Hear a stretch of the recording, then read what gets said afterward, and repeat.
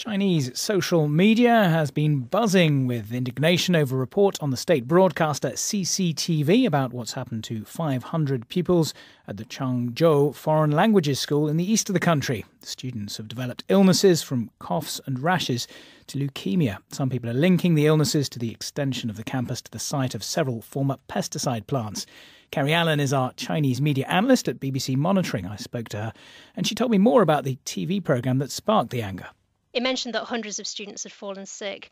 Some of them had simple coughs, but others had much more serious illnesses, as you mentioned. There were a number of parents who were interviewed who said that they've been complaining for months. And this really struck a tone with people who are watching the show, which is one of the main news bulletins that goes out on a Sunday. Now, local officials had initially dismissed the concerns of parents, but now this report has come out, broadcast by China Central Television. What's the significance of that? Well, in the last year, there have been a number of instances where there have been these huge chemical explosions and chemicals quite close to areas where people live. I mean, back last year, there was the Tianjin explosion that was very widely covered by the international media.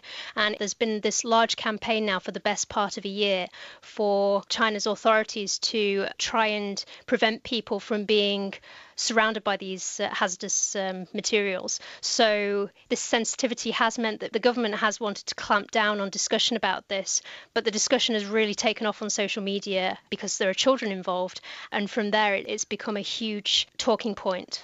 Yeah, I guess Weibo and other platforms like that have, in a way, forced the authorities' hand to be perhaps a little bit more open. They have. What's possibly surprising about this is that CCTV has almost propagated the campaign for people on social media to be discussing this.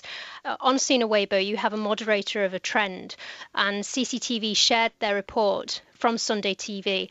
And from this, because CCTV is the main TV broadcaster in China, millions of social media users saw the campaign, and all of a sudden, thousands of comments started reeling in from people who were absolutely disgusted and saying, how is this still happening? How is it that children are suffering from leukemia, lymphoma as a result of their school being placed next to an industrial site? Kerry Allen.